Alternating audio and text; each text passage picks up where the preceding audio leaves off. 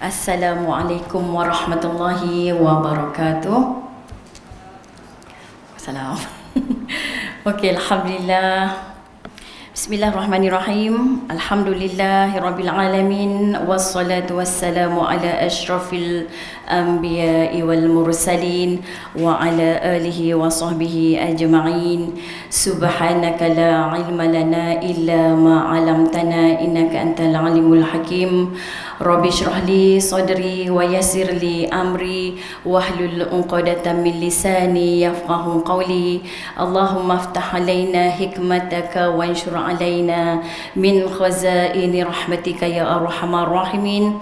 Allahumma faqihna fid din wa alimna ta'wil. Allahumma faqihna fid din wa alimna ta'wil. Allahumma faqihna fid din wa alimna ta'wil. Allahumma zidna ilma warzuqna fahma. Ya Allah, ya Tuhan kami, tambahkanlah ilmu, iman dan amal kami. Hubungkanlah kami di kalangan orang-orang yang beriman dan beramal soleh dalam segala urusan hidup kami. Amin ya rabbal alamin. Tadi Al-Fatihah kita dah buka tadi kan, alhamdulillah. Jadi pertamanya saya ucapkan terima kasih kepada Puan Pengerusi kita, Puan Mardiah, yang memperkenalkan Ustazah tadi. Dan yang seterusnya saya ucapkan juga jazakillahu khairan katsira kepada Ustaz Nazih yang menjemput Ustazah ke Surau Al-Ikhwan, Ambangan Haid, Sungai Petani, Kedah. Dan juga terima kasih juga jazakumullah khairan katsira kepada semua yang terlibat dalam ceramah pagi ni, program pagi ni. Tak lupa juga untuk semua muslimat yang hadir pada pagi ini, semoga mendapat rahmat dan juga keberkatan dari apa yang kita lakukan pada pagi ini, menghadiri majlis ilmu.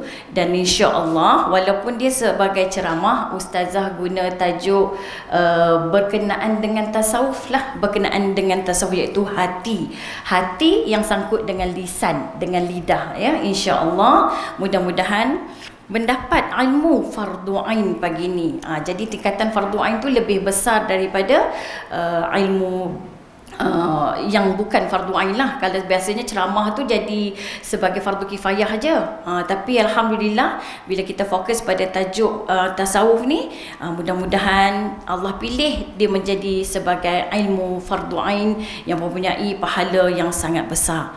Alhamdulillah, syukur pada Allah SWT.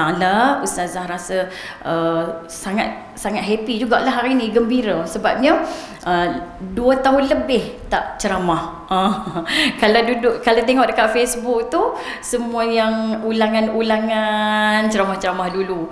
Tapi hari ini rasa macam sangat berbesar hati, dan sebetulnya tidak ada yang kebetulan. Semuanya dirancang oleh Allah Subhanahu wa taala.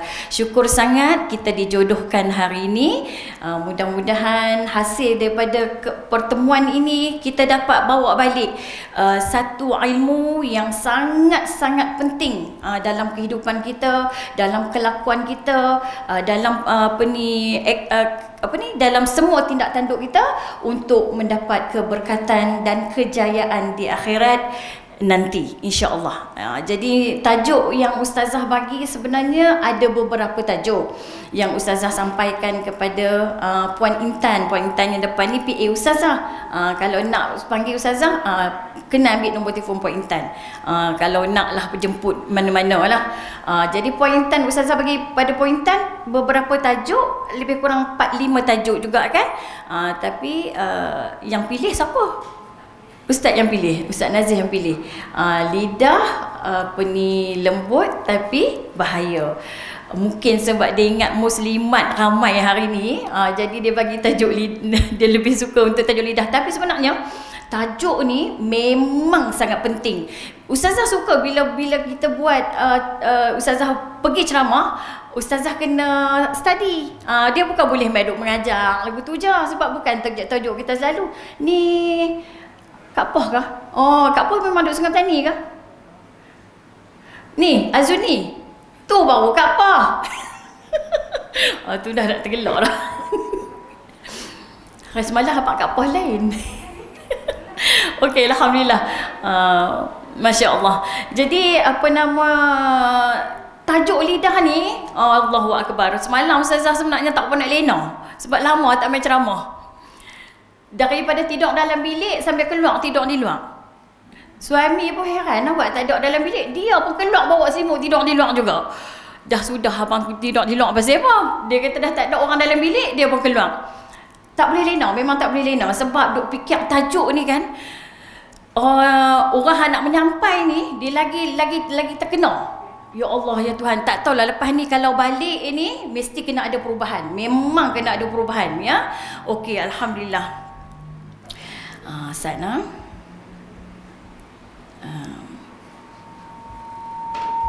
Apa yang bunyi tu? Okey.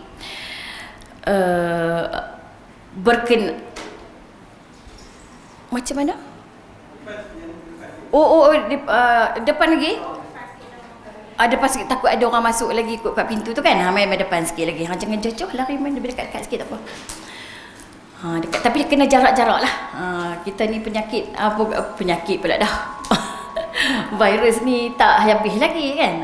Jadi kena jarak-jarak juga nah. Jarak-jarak juga, jagalah keselamatan diri insya-Allah. Okey, pertamanya kita sebut, saya rasa macam ganggu bunyi apa? Kok phone saya ke? Okey, kot. Kalau tak okey sekejap kami panggil. Ni okey lagi. Okey, pertamanya kita sebut pasal lidah ya, pasal lidah. Jadi sebelum tu ustazah nak tak masuk lagi dalam bab lidah ni sebab ustazah guna kitab syarah daripada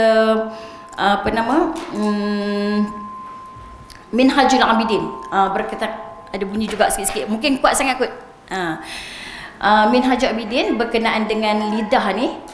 Jadi sebelum tu kita nak tanya, kita ni sikap kita biasa tak kita mendoakan orang lain?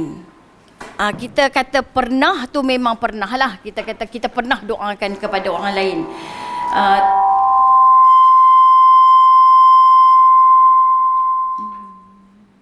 Ada gangguan sikit, biasalah. Lama tak ni no? Tak buat operasi. Okey, alhamdulillah ya. Jadi Allahumma salli sayyidina Muhammad wa ala ali sayyidina Muhammad.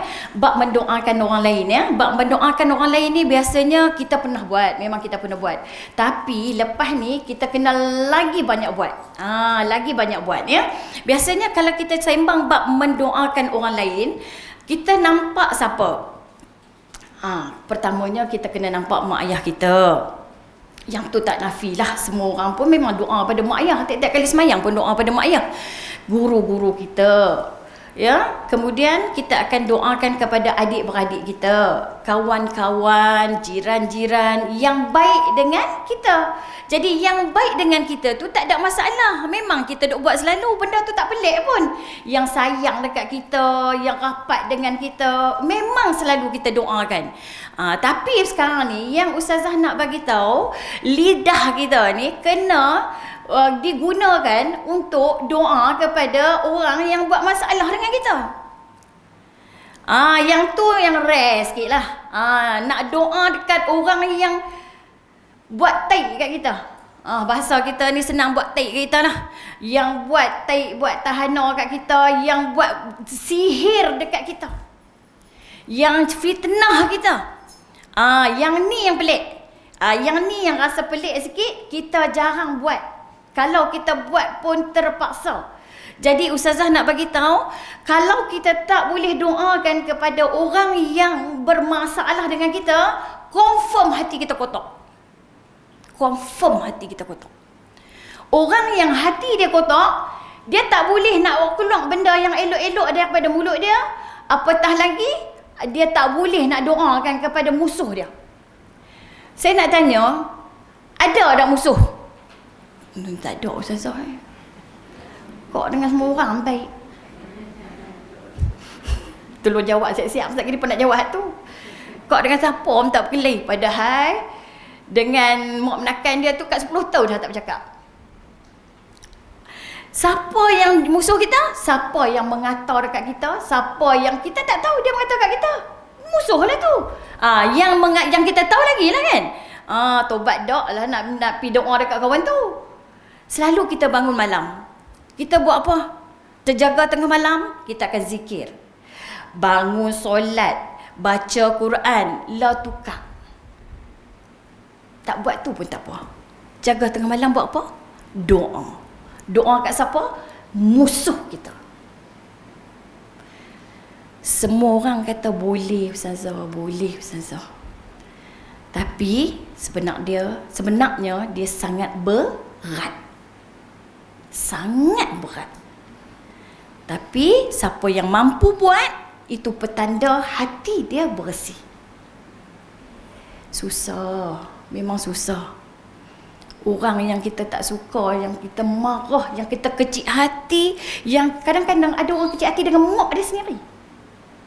Dengan mak dia sendiri itu dah berapa tahun dah dia tak bercakap, dan berapa tahun dah dia tak balik. Apatah lagi nak doa kat orang lain, dekat mak dia yang jadi musuh dia, pada dia mak dia tu musuh dia. Kakak itu musuh dia. Adik itu musuh dia. Memang taklah dia akan doakan kepada orang-orang macam tu. Tapi hari ni, bila Allah anugerahkan lisan kepada kita, Allah anugerahkan lidah kepada kita, kita gunakan dengan sebaik mungkin, iaitu dengan cara kita doakan kepada orang yang ada masalah dengan kita. Bahasa kasar dia, orang yang kurang hajat dengan kita. Mampu tak mampu, tepuk dada tanya iman. Berat ke ringan? Sangat berat. Boleh buat ke tak? Hati bersih, boleh buat. Hati kotor, tak boleh buat. Kita dah boleh start dah malam ni. Bila mana satu orang lelaki yang disebut oleh Rasulullah sallallahu alaihi wasallam 3 kali sebagai lelaki ahli syurga, penduduk syurga. Nabi SAW kata kepada para sahabat, kejap lagi sampai seorang lelaki ahli syurga. Mereka tunggu-tunggu tak nampak siapa pun rupa macam ahli syurga. Jemaah macam biasa-biasa je yang main semayang ni. Hari kedua Nabi sebut lagi, sat lagi datang lelaki seorang tu ahli syurga. Memang dia ahli syurga. Nabi daripada lisan Rasulullah SAW. Tunggu punya tunggu, tak nampak pun siapa yang kata ahli syurga tu. Tapi ramailah yang main tu. Mainlah jemaah-jemaah biasalah yang main semayang tu. Tiba pada hari ketiga, Nabi sebut lagi, satu lelaki ahli syurga akan datang solat di masjid kita ni. Sampailah penasaranlah para sahabat, siapakah lelaki ahli syurga tersebut? Nak kata Omar masuk, Abu Bakar masuk, Nabi tak tunjuk pun. Kemudian barulah Nabi tunjuk lelaki tersebut, lelaki yang sangat biasa orangnya, yang kalau kita tengok tu pakaiannya pun biasa saja, tak hebat tak mana pun, ambil wuduk pun janggut tu meleleh-leleh hayang dia. Bukan kata orang kemas bersih elok lah. Nabi kata tu dia orang ahli syurga. Seorang sahabat Abdullah bin Umar radhiyallahu anhu, dia sangat ingin tahu apa kelebihan lelaki ni sampai Nabi boleh sebut 3 kali dia sebagai ahli syurga. Dia pun pergi jumpa lelaki tu. Dia kata, saya ni ada masalah dengan bapa saya. Jadi saya 3 hari ni saya tak mau balik jumpa ayah saya. Sebab saya ada masalah dengan ayah saya. Boleh tak kalau saya ikut tuan, saya balik rumah tuan, saya tidur 3 hari di rumah tuan, boleh tak? Tuan tu kata, tak apa, boleh. Pakcik tu kata, mainlah. Rumah pakcik jauh hujung sana. Dia pun ikut pakcik pergi. 3 hari dia duduk di rumah pakcik tu. 1 hari tu dia tunggu, tak bangkit semayang malam. Selalunya orang kata semayang malam tu orang hebat lah. Jadi lepas ni baru kita tahu macam mana kita nak menilai orang tak boleh tengok daripada luar. Tak boleh tengok daripada luar. Jadi dia kata tunggu sampai subuh tak bangkit semayang malam. Hai, kata ahli syurga ni, semayang tahajud pun tak ada. Tapi bila nak dekat subuh tu dia bangkit. Dia bangkit subuh awal. Dalam sama 3 hari tu, puasa pun tidak, puasa sunat ke, semayang malam pun tidak. Tak nampak lah, macam pelik pada orang lain. Duduk sampai 3 hari tunggu, dia kata, tak boleh jadi. Dia kata, tak mana yang sampai jadi ahli syurga ni? Dia pun kata kat pakcik tu. Dia kata, tuan, Saya minta maaf nak. Saya bohong sebenarnya. Saya tak ada masalah pun dengan ayah saya tu. Jadi saya mai 3 hari ni sebab saya nak selidik tang mana lainnya tuan ni. Sebab Nabi sebut tuan ni 3 kali. Ahli syurga, ahli syurga, ahli syurga. Jadi saya nak belajar daripada tuan, apakah amalan tuan yang sampai tuan dikatakan sebagai ahli syurga. Dia kata, anak, pakcik tak ada apa amalan yang lebih lain pada orang lain, tak ada. Tapi pakcik jaga tengah malam, pakcik doa dekat orang. Pakcik doa dekat orang. Dia jaga tengah malam bukan baca Quran. Dia jaga tengah malam bukan dia sembahyang tahajud. Dia jaga tengah malam bukan dia berzikir. Dia jaga tengah malam, dia doa dekat orang. Kita kena buat macam tu. Pakcik doa dekat orang. Ya Allah, kalau ada siapa yang buat masalah dengan saya, ada siapa yang buat dosa dengan saya ampun semua dosa-dosa dia. Bagilah kebaikan pada dia. Bagilah pahala pada dia. Bagilah apa sajalah yang dia minta, yang dia hajat. Pakcik doa ke orang tu, dia kata. Pakcik doa kat semua orang. Pakcik, kalau orang kata kat pakcik pun pakcik tak balas. Saya rasa hak ni payah dapat kat kita ni, betul tak? Siapa yang amalan dia tu, sahabatlah nak, kalau dia buat pun dia jangan ceritalah, saya tanya aja. Siapa yang amalan dia tiap-tiap malam doa ke orang? Macam kan tak pernah ada.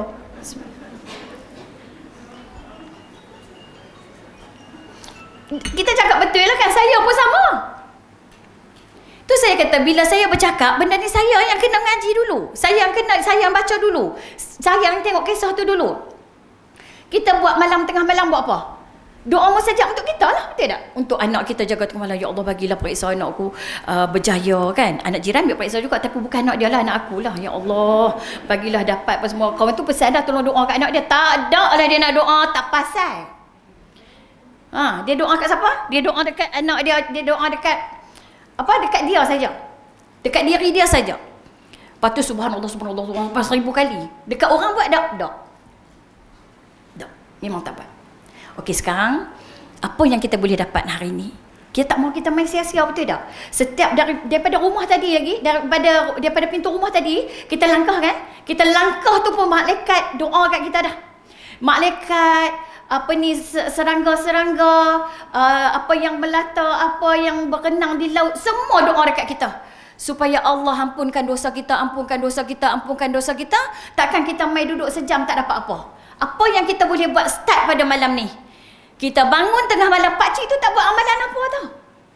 Walaupun kisah ni dah diceritakan berapa lama dah, berapa kali dah. Saya rasa, saya yakin ramai orang dah dengar dah cerita ni. Tapi ada kalanya, ada satu ketika yang Allah nak bagi berkat kat situ.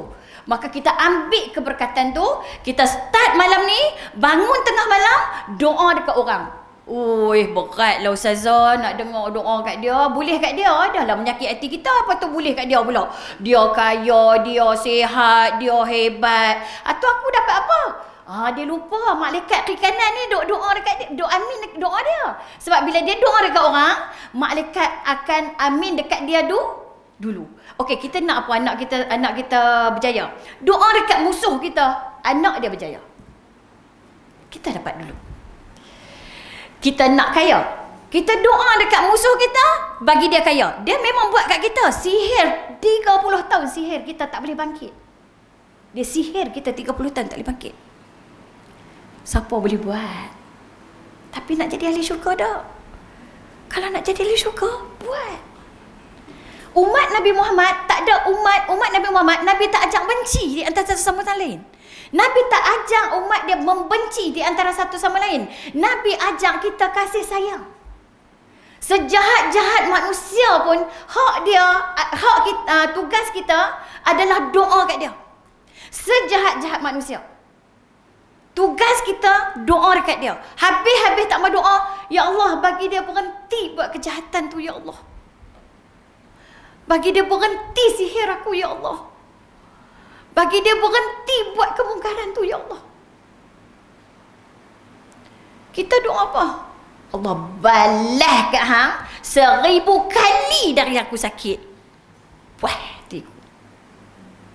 Adakah itu umat Nabi Muhammad yang nak himpun bersama dengan Rasulullah SAW? Tak layak himpun dengan Nabi macam tu. Allah uji kita, Allah pilih kita sebagai orang yang ada musuh. Sebenarnya hikmah dia, Allah nak bagi kita doa kat dia. Allah nak bagi doa, Allah nak angkat doa kita. Kalau kita tak ada musuh, macam mana kita nak diangkat doa?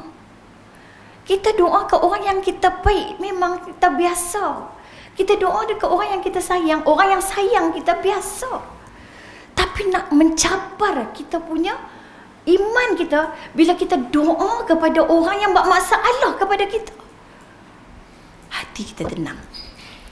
Ustazah pernah cerita dah. Dulu Ustazah pi belajar berkenaan dengan sihir-sihir ni, perubatan Islam. Tapi jangan duduk mayang pula Ustazah buih-buih mana Ustaz tak berubat orang. Belajar saja. Jadi ustaz tu cerita ada satu perempuan ni dia kena sihir berapa puluh tahun ni, dekat 20 lebih dia kena sihir. Anak-anak dia semua ustaz-ustaz. 7-8 orang ustaz-ustaz semua mengaji luar negeri, semua mengaji dekat Yaman, Mesir, Madinah ni. Oi, tak boleh challenge lah, memang hebat sungguh lah ni. Mengaji agama. Pandai pula tu berubat. Tapi tak boleh ubat mak dia. Mak dia tu bila sampai waktu semayang pengsan. Baca Quran pengsan. Tak boleh buat apa, kira lembek je sepanjang berapa puluh tahun tu. Tapi ustaz tu kata, puan, dia nak pergi berubat kat ustaz ni, puan ada dendam kat siapa-siapa tak? Ada lah, dia kata, saya dendam kat orang hak buat saya ni. Patut puan tak sihat. Puan berubat merata pun puan takkan sembuh selagi mana ada dendam dalam hati. Cara dia, puan kena maafkan orang yang sihir puan. Puan doakan dekat orang yang sihir puan. Nangis dia, menangis dia. Mana mungkin saya nak maafkan, mana mungkin apatah lagi nak mendoakan orang yang buat kat saya 30 tahun. Sampai tak hidup macam orang lain. Pingsan sehari tak tahu berapa kali. Kalau puan nak sembuh, puan buat apa yang saya kata. Kalau puan tak mau sembuh, silakan puan dengan dendam puan. Dia pun bangun malam, solat taubat, doa kepada orang hak sihir dia. Buat sungguh-sungguh lah sebab dia dah letih dah dengan hidup dia tu. Allah izinkan dia total sembuh. Hanya kerana dia bersihkan hati dia. Subhanallah. Gamaknya hidup kita selalu tak gembira sebab apa? Dendam. Betul tak? Benci. Marah. Kalau orang lelaki tadi Nabi tunjuk dia ahli syurga, dia kata dia tak ada amalan, kita konon hebat. Mengaji dekat masjid ni tak tahu berapa kitab kita punya heliang. Kiliang bukan heliang. Bawa beg, tukang beg, bawa beg, tukang beg, kitab tebal, kitab rendah, kitab kecil, ustaz muda, ustaz tua, ustazah apa kecil, ustazah gemuk, semua ada. Tapi tak boleh juga akhlak yang baik. Sebab apa? Sebab tak faham macam mana nak jadi baik. Duk dapat ilmu surface saja, tak masuk sampai dalam. Jadi ustazah nak sama-samalah kita buat. Bangun malam, sebenarnya tak payah bersolat sampai 12 rakaat sembahyang tahajud. Doa atas katil tu je. Boleh jadi ahli syurga. Buatlah kalau nak buat yang sunat tu. Sebab itu penambah kepada amalan kita. Tapi nak jadi ahli syurga ni sebenarnya tak susah pun. Tak susah tapi berat. Tak susah tapi berat. Allah takdirkan kita ada musuh tu satu bonus untuk kita. Sebab tujuan dia untuk kita dapat doa dia. Kalau dia kata makcik tak ada musuh, rugi lah makcik weh. Makcik rugi tak ada musuh. Allahu Rabbi. Jadi Ada satu kisah berkenaan dengan Nabi Isa alaihissalam. Ni poin penting tak bagi lagi ya. Ustaz tak buka kitab lagi ni. Dia selalu dicaci. Nabi Isa alaihissalam dia selalu dicaci, dia keji, dimaki, dia hamun, selalu macam tu. Tapi dia selalu balas benda yang baik-baik. Dia selalu cakap benda yang baik-baik. Dia tak lawan tau. Tak lawan lah kita ni kadang nak cakap juga kan. Geram tu nak cakap juga. Tapi dia selalu cakap yang baik-baik. Lepas tu bila orang tanya dia, kenapa ya? Orang duk maki, orang duk caci, orang duk umpat, orang duk kata. Tapi tak pernah balas benda yang tak elok. Dia kata sebab saya tak ada benda yang tak elok dalam diri saya. Orang yang boleh keluar benda tak elok sebab dalam tu tak elok. Kalau kita pergi balas juga benda yang tak elok, maknanya kita pun sama tak elok di dalam. Kalau dia tak ada, dia tak boleh bagi. Betul tak? Boleh faham tak? Dia tak ada, dia tak boleh bagi. Dia ada, baru dia boleh bagi. Dia ada benda yang kotor dalam hati dia tu terlalu banyak. Sebab tu dia boleh keluar maki, dia boleh caci, dia boleh hina orang. Tapi dia kata, saya tak ada benda tu. Sebab tu saya tak boleh nak keluar. Alhamdulillah. Alhamdulillah. Ada satu lelaki tu, Hasan Al-Basri. Dia ni, orang mengumpat dia. Orang bagi tahu kat dia, Syekh, saya dengar mereka tu duk mengata kat Syekh macam-macam. Kata ni tak kira-kira punya kata lah. Dia kata apa? Siapa yang kata tu? Ada tu orang tu sebulan duduk dekat situ. Dia kata, sila hantar dekat dia satu talam kurma rutak hak elok, hak mekar tu, pi bagi kat dia. Lepas tu dia sampaikan, dia kata apa? Saya dengarkan khabar bahawa Tuan menghantar pahala kepada saya. Jadi saya hadiahkan setalam kurma kepada Tuan. Hebatnya akhlak orang beriman ni. Kalau kita dengar orang mengata kita. Tu dia. Siapa dia kata? Siapa kata? Nanti saat lagi aku pergi rumah dia, hang siap lah kau. Bukan yang ganyang mulut. Hang kata kat aku 10,000 aku boleh kata kat hang. Allahu Akbar. Tu pun tak patut, tak padanu. Ya Allah, ya Tuhanku, masukkanlah kami ke dalam syurga Firdausmu tanpa azab dan tanpa hisab, ya Allah. Kesian jugalah kita lah bukan orang lain, kita lah. Allahu Akbar. Malunya kita, ya Allah. Hari ni kita belajarlah supaya apa? Pertamanya, tak usah kisahlah apa orang kata kat kita. Hak tu urusan dia dengan Allah. Urusan kita apa dia? Doa kat dia.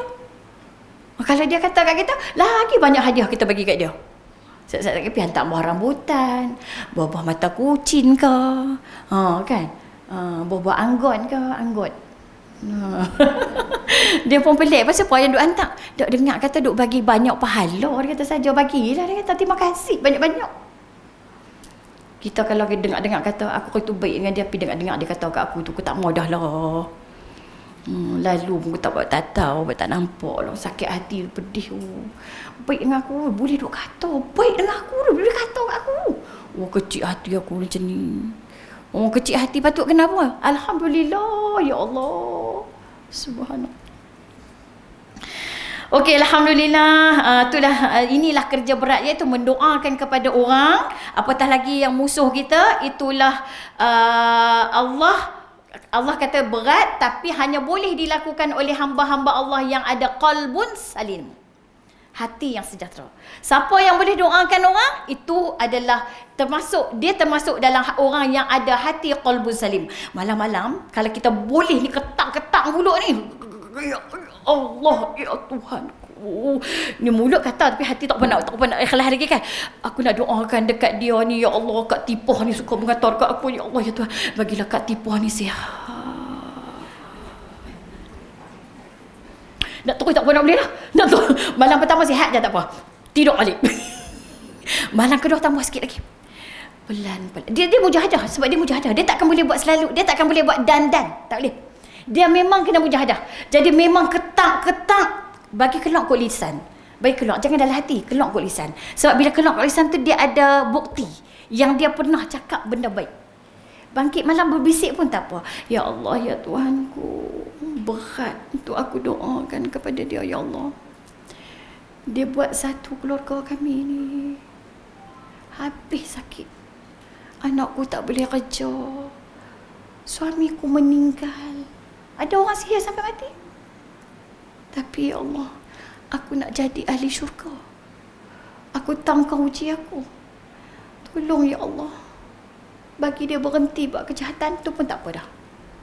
Bagi dia berhenti buat kejahatan ni. Jangan bagi dia teruskan. Esok-esok bangkit pula. Bagi murah rezeki dia ya Allah. Bagi dia jumpa dengan guru. Bagi dia belajar. Bagi dia taufik hidayah. InsyaAllah. Susah tak susah? Memang susah. Tapi itu tanda hati orang tu bersih. Dia tu asbab dia sebenarnya. Allah izinkan benda sihir tu kena kat kita. Sebenarnya datang daripada Allah juga. Sebab benda tu dah pun ditulis di Lauh Mahfuz lagi. Sebelum kita lahir lagi benda tu dah tulis dah. Dia tu asbab saja, insya-Allah. Okey, bab akhlak. Okey, bab akhlak. Sekarang kita nak masuk. Sebaik-baik akhlak, ada orang tanya pada Rasulullah SAW. Apakah yang dikatakan sebaik-baik manusia? Sebaik-baik kebaikan. Apakah itu sebaik-baik kebaikan? Nabi SAW jawab apa? Sebaik-baik kebaikan adalah akhlak yang baik. Itu sebaik-baik kebaikan. Akhlak yang baik tu apa dia? Sebaik-baik akhlak yang baik adalah berkata yang baik-baik. Faham tak? Bila ada seorang tanya kepada Rasulullah SAW, ya Rasulullah, apa itu kebaikan? Apa itu kebaikan? Apakah yang paling baik kepada manusia? Apakah kebaikan dan ataupun apakah yang paling baik kepada manusia? Nabi SAW jawab apa? Yang paling baik kepada manusia adalah akhlak yang baik. Apakah akhlak yang baik itu? Akhlak yang baik adalah berkata yang baik. Kita sekarang, dia tak kata dengan mulut, dengan jari. Dia memang satu hari tak bercakap. Satu hari tak bercakap. Tapi pegang ni. Kata-kata tu sudah dilahirkan, dizahirkan di jari. Tapi datang dari hati juga. Dari hati juga. Kalau tak boleh kata yang baik, Nabi kata, diam. Betul ke kita diam? Tak apa nak betul jugalah kadang-kadang tu kan. Baru je orang potong kereta kita kan. Duk elok-elok ada dia potong rapat. Ish! Kacau. Aku ni duk jaga-jaga hang sikit lagi nak senang aku. Kepala otak duk tak mana ni? Kereta besar tapi otak kecil. Kalau tak ada hak elok dia nak potong astagfirullahalazim. Dia balik ni kan. Astagfirullahalazim. Belai nampak lagi kata kan? Tak, pasal kalau tak ada benda hak elok nak kata kena diam. Imam Ghazali kata nak jaga lidah paling susah berbanding anggota yang lain sebab dia sangat liang. Betul tak dia liang? Bukannya berkata sampai maki dah. Sia-sia. Sekali Ustazah baca kan dalam kitab ni, sia-sia tu pun tak boleh. Sebab apa? Menyusahkan malaikat kiraman katibin menulis. Dia duduk saja elok kita pergi duduk cakap, dia kena tulis. Dekat akhirat esok kita bila buka-buka berapa ratus helai cakap hak sia-sia aja. Menyusahkan malaikat kiraman katibin menulis. Bagi kerja lebih kat depa. Dia punya suruh kita diam ni Islam ni, tak ada apa hak elok. Memang nak marah kat dia, marah tu kan tak elok, duk diam. Lain pada zikir saja. Astaghfirullahalazim. Okey, tak apa. Tak boleh banyak, jangan tinggal semua. Buatlah yang mana mampu. Ada setengah orang dia cukup marah dekat jalan raya. Dia memang tak boleh. Tempat-tempat lain tak apa. Tang jalan raya tu dia tak suka. Duk hon-hon nampak tau. Macam kan dia seorang je dia hon. Kan aku pun bunyi juga. Pok dia buang dia. Aku punya dekat juga. Tak ada apa nak cakap, diam. Allahu Akbar. Sekarang orang buat TikTok pula, tak ada apa nak buat, menari. Cakap. Lepas tu dia buka satu dialog yang orang lain buat tu kan. Pasal dia tiru. Lepas tu dia buat satu story, lepas tu status, dia post dekat TikTok. Tu semua sia-sia tu. Tu semua tu menyusahkan malaikat nak kena tulis tu. Kawan tu duduk saya saja tak pasal-pasal nak kena tulis hak kita punya. Lagi jangan duk buat benda kan. 3 benda je boleh bercakap. 3 benda je boleh cakap. Pertamanya berzikir. Berzikir. Keduanya nasihat. Ketiganya ajak orang buat kebaikan. Hak lain semua tu dianggap sebagai sia-sia. Macam mana nak buat tu? Nasihat, zikir, nasihat, ajak orang buat kebaikan. Selain pada tu dianggap sebagai sia-sia. Sebab tu dilarang kita pergi bersembang sama orang. Duduk saja jom kita duduk bawah pokok belam tu, lama tak menicah. Kita pun duduk di situ. Duduk situ dekat 2 jam. Agak-agak kita sembang apa? Benda hak tak ada kita sembang. Betul tak? Sembang silat-silat tersentuh hal orang lain. Siap. Semua kena timbang.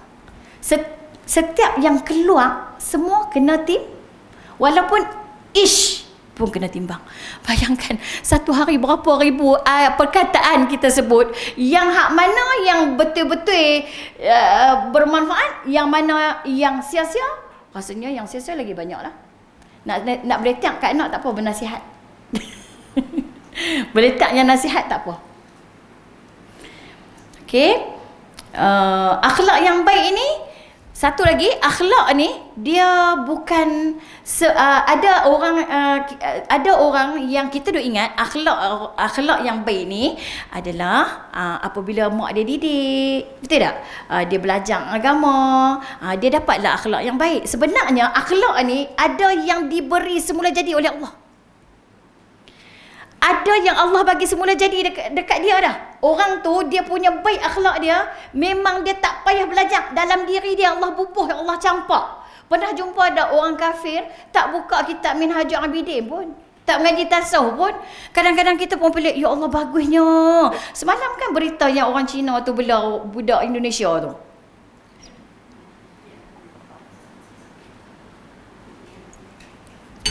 Dia bela, alhamdulillah.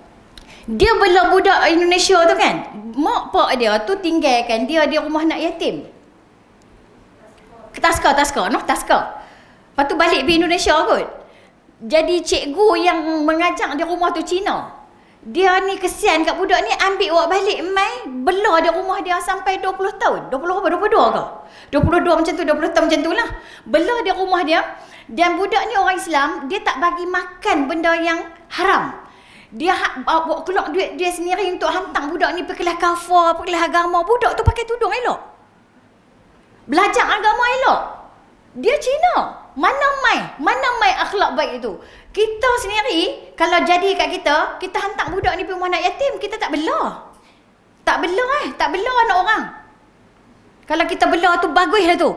Biasanya kalau kita tak payahlah ambil, pergi hantar ke rumah anak yatim lah. Anak kita pun dah ramai di rumah kan. Tak apalah, kebetulan Cina dia pun tak ada anak. Tapi anak tu pula orang Melayu. Dan dia boleh bawa balik mai rumah dia.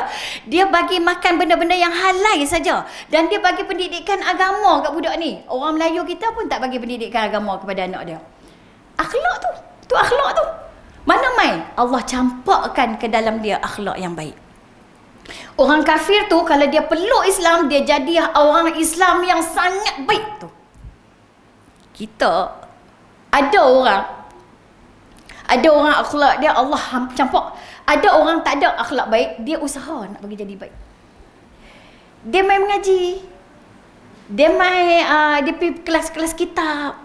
Dia dengar tazkirah, dia usaha nak jadi baik. Alhamdulillah. Walaupun susah, tapi dia pelan-pelan nak jadi baik. Contoh kita lah. Kita pun bukannya baik sangat pun. Mengaku tak? Barulah nak jumpa jadi baik kan? Tak apalah. Sebab kita tak dapat yang tu. Ada orang Allah bagi dia kaya, siap-siap. Ada orang Allah bagi dia segak, siap-siap. Ada orang Allah bagi dia sempurna tubuh badan dia. Ada orang Allah bagi cacat. Ada orang Allah bagi dia miskin. Tapi dia kena usaha macam kita. Kita tak dapat akhlak yang baik. Maka kita usaha nak jadikan orang, nak jadi diri kita baik. Maka kita wajib mengaji ilmu tasawuf. Nak jaga lidah, nak jaga hati. Macam tu. Rupanya baru kita tahu akhlak ni pun Allah campak, ada yang kena usaha pun ada. Kita kadang-kadang kita tengok orang tu kan, dia tak mengaji pun.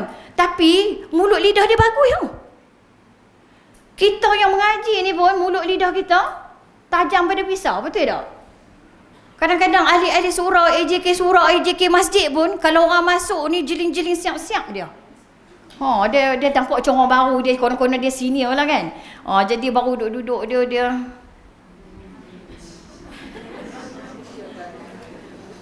baru mengaji. Tak ke mengaji tak kerti apa. Mulut. Sebab bahawa ustazah ni melibatkan diri dalam masjid ni berpuluh tahun, sungguh. Dulu masa ustazah belum jadi ustazah, kita rasa benda ni semua. Tapi dah kita ustazah ni, orang sambut depan macam tak sihat ni lah. Pergi mana pun orang sambut. Cuba kita orang biasa, pergi tempat yang baru kita pergi. Ustazah pernah cerita kan, masuk kat satu masjid tu musafir, nak sembahyang. Jadi orang tak kenal, ustazah pun duduk, ada kuliah. Ustazah pun tanya, siapa mengajar kau? Tu, kat jadual tu tengok. Terguris hatiku. Lepas tu kan kata, Allahu Akbar. Masa tu mulut jahat juga kan. Sombongnya makcik ni. Lepas ni tak mau dah.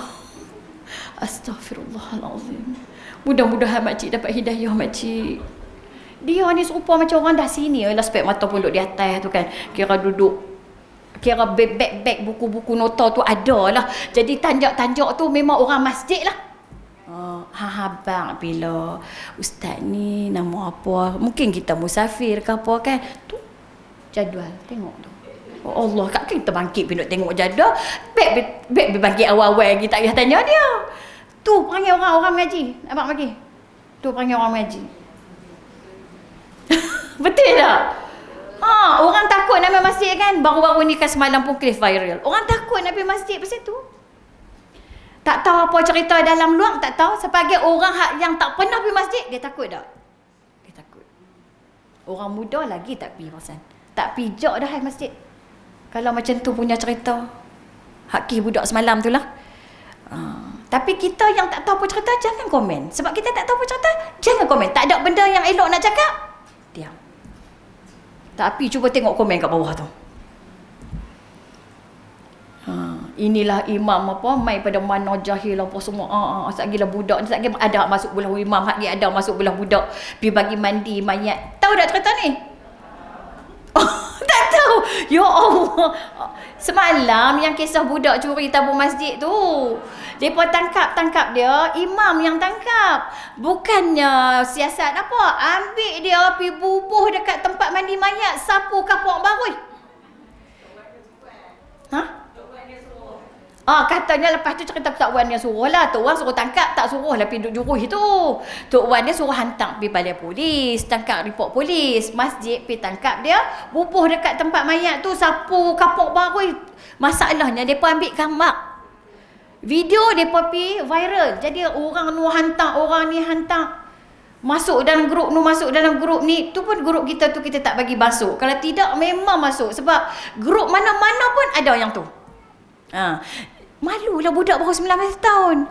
Ceritanya budak tu mak pak bercerai daripada umur 8 tahun. Jadi budak ni tak ada apa-apa kasih sayang pun, dia pun nagih dadah kata ceritanya. Tak apa dah tu urusan nagih dadah ke apa semua, bukan urusan kita. Tapi masalahnya viral tu yang malu tu. Viral. Orang masjid buat. Lepas tu Pak Tok Imam tu pukul dia dengan apa? Dengan batang pipe tu kan. Batang pipe getah tu. Jadi bila orang tengok macam ni, ini akhlak orang masjid. Patut ambil adik tu tok kat depan ni, panggil polis, tangkap, habis cerita. Tak payah nak juruh-juruh dia apa semua tu. Dah ambil gambar pula viral. Tu yang kata tu, budak tu esok dia bayar balik duit masjid tu, dia bertaubat, dia masuk syurga. Sudahnya orang masjid ni yang kena masuk neraka sebab nak kena minta ampun kat dia. Itulah kita fikir macam tu ya. Akhlak tu yang kena jaga. Kadang-kadang kita ingat macam kita ni pakai tutup aurat elok, main mengaji elok, kita ingat akhlak kita elok. Cuba kita tengok ada orang rasa tak dengan mulut lidah kita. Tu yang kena jaga tu nah. Okey, barulah Ustazah nak masuk topik berkenaan dengan lisan ni ya. Okey, dalam masa yang singkat ni ada siapa-siapa nak tanya soalan apa tak? Daripada hak tak faham lagi sebenarnya, tak masuk lagi pun. Okey, nak dengar sajalah no. Nak dengar saja. Okey, berkenaan dengan lisan ni. Lisan ni adalah antara salah satu anggota badan kita. Kalau kita nak baikkan hati kita, kita kena jaga anggota zahir kita, termasuklah lisan. Nak jadi ahli syurga, kena bawa hati yang suci, bersih, qalbun salim. Nak dapat qalbun salim, kena didik anggota zahir. Antaranya adalah lidah. Antaranya adalah lidah. Macam mana cara kita nak didik lidah kita? Jadi lidah kita ini adalah dikatakan sebagai satu anggota yang sangat-sangat terlebih susah nak jaga berbanding dengan anggota-anggota yang lain. Telinga, mata, mulut, hidung, kaki, tangan. Tapi lidah ni paling susah. Paling susah. Paling liang dan paling susah dan paling banyak kita nak kena bagi perhatian kepada dia. Sebab lidah ni tempat kekotoran, tempat kejelekan dan hasil daripada benda yang buruk-buruk terlebih banyak daripada anggota yang lain. Makna lidah ni kesan dia lebih buruk daripada kesan-kesan yang anggota-anggota yang lain. Maknanya susah sungguh nak jaga. Hari ini kita belajar macam mana nak jaga satu benda yang sangat susah yang ada pada kita, memang tak boleh nak buang. Okey. Satu hari itu, satu hadis tu diriwayatkan oleh Sufyan bin Abdullah As-Saqafi. Dia kata, "Ya Rasulullah, apakah yang paling banyak ditakuti oleh kami atas diri kami? Apa benda yang kami paling takut yang ada pada diri kami?" Nabi tunjuk dengan jari Nabi, lidah. Hak tu hampa kena takut lebih. Anggota tangan tak apa, boleh pakai handsok, kaki pakai stokin, tudung labuh, semua tak ada masalah. Mata tak tengok maksiat, tak ada masalah. Ada maksiat, barulah kita tercabar nak tengok tak tengok. Kalau tak ada maksiat, tak payah tengok. Kalau ada maksiat, baru macam nak jihad, macam mana nak tengok tak tengok. Telinga pun sama. Lalu benda yang melalaikan, baru kita nak jaga. Tapi tang lidah ni, setiap saat, setiap masa, dia tak boleh ikat, tak boleh kekang. Dia sentiasa liak. Cerita dia liak. Dia liak. Dia duduk sorang-sorang pun, dia boleh cari dosa juga. Dia cakap dengan diri dia. Jiran dia beli perabot baru ke, baru balik pada rumah ke, dia jengok-jengok dekat tingkap tu kan. Beli pula dah. Hak beli pula dah tu, kena tulis dah? Kena tulis. Sebab benda tu sia-sia. Beli pula dah. Itu bukan beli dah ke? Bukan laki dia ada duduk seorang ya? Bukan beli dah ke itu? Wah, baru pula. Baru. Kena pula berapa perkataan dah. Tak pasal-pasal malaikat duk rehat kena tulis.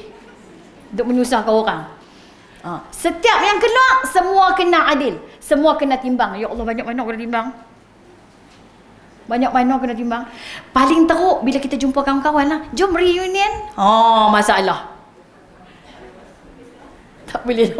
Jom kita ni, lama tak jumpa, buat kenduri makan-makan. Siap. Bila makan-makan tu, bawang-bawang sekali lah. Orang perempuan. Tajuk ni memang sesuai dengan perempuan. Tapi laki pun sama. Laki pun sama. Tapi dia tak main dengar lah kalau kita cakap. Tempat pula orang perempuan cakap, memang tak lah dia nak masuk. Okey, jadi maknanya di sini, dan daripada Yunus ibnu Ubaidillah berkata bahawasanya aku mampu untuk berpuasa di cuaca hari yang sangat panas di Basrah. Tapi aku tak mampu nak tinggalkan satu perkataan yang tiada manfaat pada diriku. Betul tak? Puasa sehari boleh. Boleh. Panas ni. Musim panas. Kita boleh tak makan daripada pagi sampai malam. Kita boleh tahan. Tapi aku tak mampu nak jaga lidahku untuk mengeluarkan satu perkataan yang sia-sia. Tak mampu. Tak mampu nak jaga. Betul. Memang kita tak mampu. Kita pun tak boleh dekat orang, bukan ada kena-mengena apa pun. Maknanya apa yang keluar dekat kita, yang keluar dekat lidah kita, yang bukan hak tiga tadi tu, bukan zikir, bukan nasihat, bukan ajak orang kebaikan, sia-sia. Hampir kesemuanya adalah sia-sia. Bila sia-sia, maknanya dosa. Maknanya kena tulis. Bukan maksudnya dosa. Maknanya kena tulis, kena adil. Pasal apa hang cakap benda tu? Hang tak sepatut cakap, pasal apa hang cakap?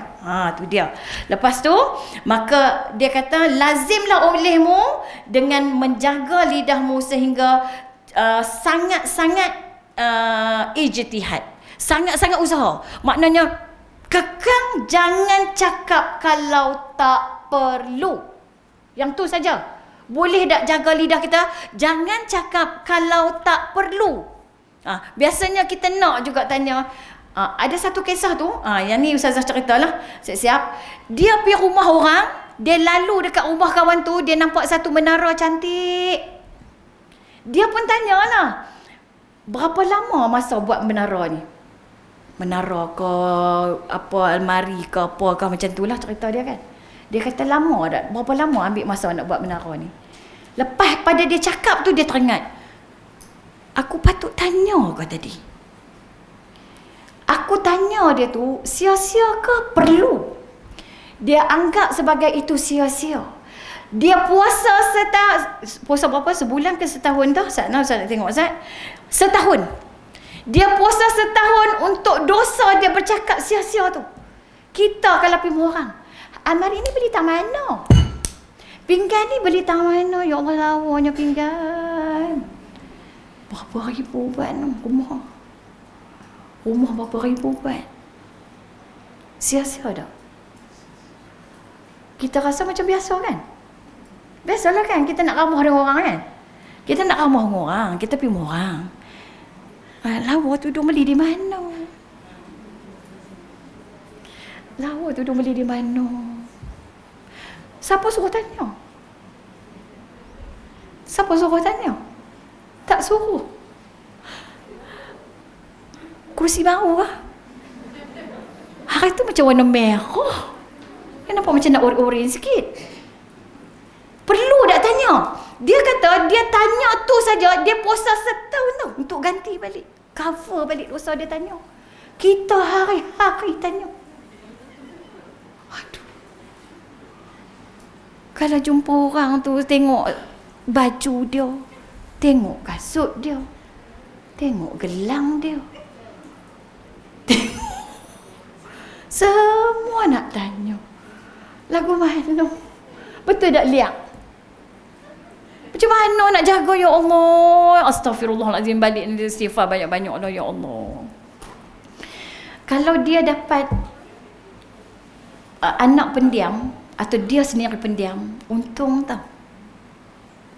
Ada orang kalau dia dapat anak dia diam, dia tak seronok. Budak-budak yang Petah cakap tu, dia buat IG satu kat dia, dia buat Facebook satu kat anak dia kan. Ada kan yang cakap budak umur 2 tahun cakap banyak, pandai cakap. Pak dia tanya dia jawab, pak dia tanya dia jawab. Dia Petah. Mak dengan ayah tu bangga tengok anak tu cakap banyak.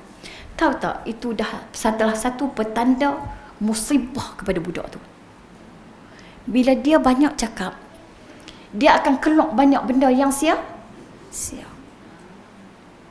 Kalau cucu kita Petah seronok tu, ya Allah pandainya cakap, Petahnya cakap, dia seronok cucu dia cakap banyak. Kalau hak setengah tu berat mulut, berat mulut pasal apa tak tahu. Mak pak dulu mak pak cakap ramah anak tu, dia boleh berat macam kata emas nak keluar pada mulut tu. Patut dia bangga anak dia dapat cucu yang pendiam. Anak tu kurang musibah. Ya Allah ya Tuhan. Kita ni banyak sangat cakap. Asyik jumpa orang lah kan. Jumpa orang tu pun dia tanya soalan apa, sihat tu tak apa lagi. Abang sihat sudahlah. Dah siasat satu badan. Sejak PKP ni macam nak besar sekali hang aku tengok. Kawan terasa hati. Bila terasa hati dah jadi apa? Mengumpat. Nanti kita tengok macam mana. Okey, jadi dia kata di sini, dia kata Imam Ghazali sebut 5 sebab pasal apa kita kena jaga lidah. Ambil poin-poin ni supaya mungkin balik nanti boleh kurang sikit lidah kita. Kalau tidak, suka bercakap sampai tak henti-henti. Popek punya duk cakap. Lah ni ambil 5 sebab kenapa Imam Ghazali kata kita kena jaga lidah, kita kena mujahadah dengan lidah. Yang pertamanya kerana ada satu hadis tu, dia kata, okey, yang pertamanya sebab lidah menyebabkan anggota-anggota lain terkesan. Lidah menyebabkan anggota-anggota lain terkesan. Ada satu hadis, dia kata, tiap-tiap pagi, tangan, kaki, mata, semua telinga ni, kata kat lidah, hai lidah, hari ni hang duk elok-elok nak. Hang cakap benda baik-baik, kami baik. Hang cakap benda tak elok, kami jadi tak elok. Pasal apa? Siapa boleh jawab? Faham tak maksud dia tu? Anggota-anggota lain ni habaq kat lidah tiap-tiap pagi. Lidah, hang cakaplah benda elok-elok. Hang jadi baik, kami pun baik. Hang jadi tak elok, kami pun turut jadi tak elok nanti. Kami pun dapat kesan juga. Sebab lidah punya pasal semua kena masuk neraka.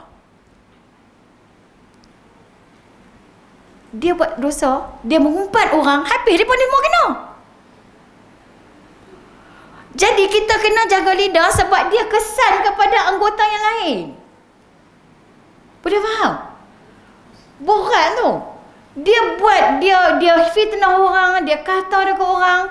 Dia memang seorang je buat dosa, tapi hal lain semua terlibat sekali.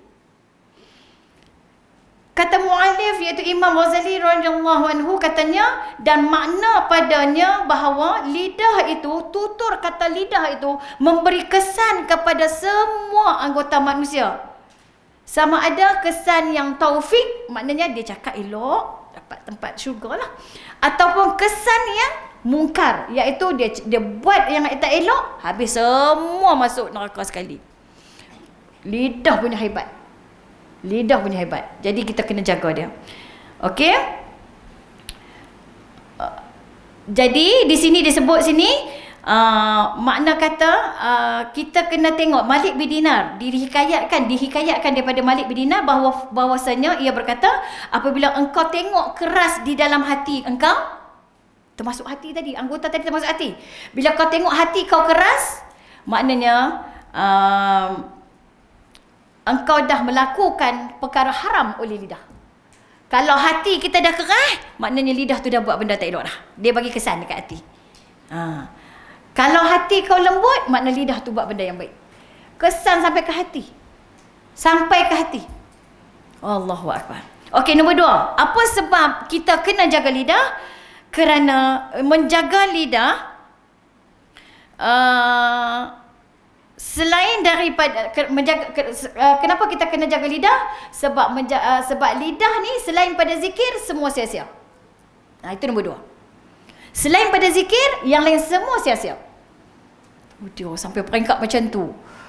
Hak lain pada zikir habis sia-sia. Bila sia-sia? Maknanya dekat akhirat esok akan dapat balasan. Benda yang sia-sia tadi. Bercakap perkara sia-sia. Macam tak sana. Tanya rumah orang tu, tanya baju kawan tu, tanya kereta baru beli ke, berapa harga kereta. Bukan urusan kita untuk bertanya kepada orang. Hak tu pun persoalan sia-sia juga. Dekat akhirat esok akan diadili. Disebut dalam satu cerita yang Ustazah saya cerita tadi, Hasan Abi Sinan, bukan Hasan Basri, silap. Hasan Abi Sinan, dia pergi kat rumah orang tu, dia nampak menara, dia nampak satu bangunan yang elok dalam rumah orang tu, dia hanya tanya saja, berapa lama ambil masa nak buat benda ni? Tu saja dia tanya. Kemudian dia kata apa? Bahawasanya dia tersedar bahawa pertanyaan tadi adalah datang daripada nafsu aku. Nafsu dia nak tahu sangat. Bila nafsu dia nak tahu sangat tu, dia kelakkan kereta tu, maka dia kata, ketika itulah dia kata, dia takut dia diseksa di akhirat nanti, maka dia puasa setahun untuk hanya pertanyaan tu saja. Satu je pertanyaan tu. Kita siasat satu rumah. Anak tak kerja lah kalau ni. Nampak duduk ada rumah aja. Dia tanya, mak tu pergi kerja, tengok anak tu duduk main, duduk balik naik motor. Kita duduk sebelah rumah dia, duduk tanya, menyibuk tu yang budak-budak ada marah ke, makcik sebelah tu menyibuk. Dia tanya, bukan tak kerja dah ni, berhenti kerja dah ke? Saya sibuk lah nak tanya orang tu berhenti kerja ke tak, kerja di mana. Lepas ni janganlah. Kalau benda tu tak sangkut dengan kita, semua dianggap sebagai sia-sia. Allah, berat juga. Okey, dah pukul berapa dah ni? Okey. Ustaz tengok macam semua macam nak mengantuk. Jom mungkin semalam tak lenong macam Ustazah juga kau kan. Okey, kita zikir dulu nah, saat kita sambung. Kita zikir sikit. Sana. Biasalah macam kita buat bengkel solat lah, bukan boleh bagi terus. Lama-lama tu kena bagi rehat Sat. Sana. Ustazah nak buka zikir ni sebab apa ni rentak dia tu takut kita tak boleh nak ikut. Jadi kita akan okey, kita ikut sekali. Walhamdulillah wala ilaha illallah wallahu akbar. Semua Allah. Semua duk tutup mulut, tak boleh dengar suara. Wala ilaha illallah Allahu akbar. Subhanallah walhamdulillah wala ilaha illallah wallahu akbar. Subhanallah walhamdulillah wala ilaha illallah Allahu akbar. Subhanallah walhamdulillah wala ilaha illallah wallahu akbar. Subhanallah walhamdulillah wala ilaha illallah Allahu akbar. Subhanallah walhamdulillah wala ilaha illallah Allahu akbar. Subhanallah walhamdulillah wala ilaha illallah Allahu akbar. Subhanallah walhamdulillah wala ilaha illallah Allahu akbar. Subhanallah walhamdulillah wala ilaha illallah Allahu akbar. Allah Allah Allah ya Allah Allah Allah Allah ya Allah Allah Allah Allah ya Allah Allah Allah Allah ya Allah Allah Allah Allah ya Allah Allah Allah Allah ya Allah Allah ya Allah Allah ya Allah Allah ya Allah Allah ya Allah Allah ya Allah Allah Allah Allah ya Allah Allah ya Allah Allah ya Allah Allah ya Allah Allah ya Allah Allah ya Allah Allah ya Allah Allah ya Allah Allah ya Allah Allah Allah ya Allah. Okey, alhamdulillah, segar sikit kot. Nampak macam ngantuk je tadi. Okey, alhamdulillah. Zikir tak bukan zikir kan? Zikir tak sia-sia. Tadi tu zikir tu. Okey, alhamdulillah. Seterusnya kita pergi lagi. Nombor 2 dah selesai. Kemudian kita pergi pula nombor 3. Kenapa Imam Al-Ghazali suruh kita jaga lidah? Nombor 3, sebab lidah ni dia jaga amal-amal soleh. Jaga amal-amal soleh. Lidah boleh merosakkan amal soleh. Lidah boleh menjaga amal soleh. Tu dia. Ada satu hari tu okey, ni belum cerita lagi. Cerita dia macam ni, bahawasanya orang yang tidak menjaga lidah dia dan kebanyakan kalam-kalam dia itu jatuh dan tidak mustahil di dalam mengumpat. Okey, dia mengumpat, dia tak jaga lidah, dia mengumpat. Dia mengumpat bagi manusia, dan barang siapa yang banyak perkataannya, nescaya banyaklah gugur, iaitu banyaklah salahnya. Okey, kita kena faham apa maksud mengumpat. Apa maksud mengumpat? Apa yang kita kata yang orang tu kalau dia dengar dia tak suka, walaupun di depan ataupun di belakang, tu termasuk mengumpat. Apa yang kita kata, kalau dia tahu, dia dengar, kalau dia dengar, dia tak dengar, tapi kalau dia dengar dia tak suka, Sama ada depan atau belakang, itu adalah mengumpat. Maknanya setiap kali kita mengumpat, amal soleh kita gugur. Kita solat malam, kita baca Quran, kita puasa sunat. Bila kita start mengata dekat orang, kita mengumpat dekat orang, pahala-pahala tu semua hilang. Allah, berat tak? Berat tak? Kita pergi umrah, kita pergi buat umrah 5 kali, contoh. Kita qiyam mulai dekat Masjidil Haram, tapi dapat pahala tu dekat neraca orang lain di akhirat. Tak duduk kat neraca kita. Allahu Akbar. Berat sungguh dengan lidah ni. Kadang-kadang kita pergi Mekah tu kan, ujian kita dekat jemaah yang lain. Kita tengok orang tu semayang pelik, kita pun kata, ish, pelik semua semayang mereka ni. Kita tak tahu dia mazhab apa, kita kata dia pelik. Kan? Betul tak? Lepas tu dia pergi tawaf, dia kata kat kawan bilik dia, duduk dalam bilik boleh duduk saja. Orang pergi lah tawaf ke, pergi buat umrah ke, pasal dia pergi buat, dia kata kat kawan tu tak buat. Kawan tu duduk saja, hak umrah kawan tu buat, boleh kat dia. Boleh kat dia. Allahu Akbar, beratnya ya Allah. Lain kali duduk diam. Kita kadang-kadang kan dalam pergi haji, siapa pernah pergi haji? Cuba angkat tangan, siapa pernah pergi haji dah? Pergi haji. Satu bilik tu ada berapa orang? Duduk lu berapa orang? Kau duduk berapa orang? 7. Kau duduk berapa orang? 2 je. Suami isteri kan? Ambil package kot. Macam mana boleh dapat 2 orang? Rezeki? Allahu Akbar. Saya pun tak dapat rezeki tu. Laki bini duduk dalam tu bilik, saya pun duduk 7 orang kot. Jadi dia dalam tu macam-macam perangai. Sebulan kan kita duduk kan, macam-macam perangai. Rasa-rasa habis dah semua pahala-pahala semua. Habis dah rasa. Terangkat hak ibadah haji sudahlah, pahala pun tak ada dah rasa. Tak ada dah. Duduk dalam tu mustahil lah tak mengata.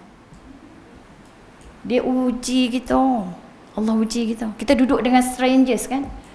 Orang ni jenis bangkit awal. Orang ni jenis tidak mengeruh. Orang ni jenis sepah barang. Hak seorang tu rajin sangat. Yang kita ni duduk melewang aja mata kan. Nak pergi masjid, pergilah. Duk ajak-ajak orang pula. Lepas tu lagi basuh baju, tak angkat-angkat. Duk sangkut dekat sink. Meleleh kat bawah tu. Kita pun dia tak angkat. Adalah member-member yang orang kata kaki-kaki dia jugalah. Sama-sama dia, suku-suku dia juga kan. Boleh biar baju tu berapa jam tu nak angkat. Kita tengok sekali berapa jam. Tu dalam duk buat umrah tu. Dalam duk buat haji tu. Tu tak kira lagi hak duduk tidur sampai tak boleh nak beralih dah tu. Di mana tu? Di Mina. Apa? Mina lah kan? Yang kita tidur tu tak boleh nak terlentang. Dia punya ramai mengiring dah sampai pagi. Dia pack. Wah, situ uji lagi. Lepas tu belum lagi hak nak masuk tandas tu beratok punya senak perut nak terberak. Lepas tu hak dalam mandi tak keluar-keluar kan. Ya Allah, saya kata kan, bila dia tak keluar hak belakang ni kan, kita ni jaga juga, tak mau cakap apalah kan. Kono-kono lah, tak cakap apa.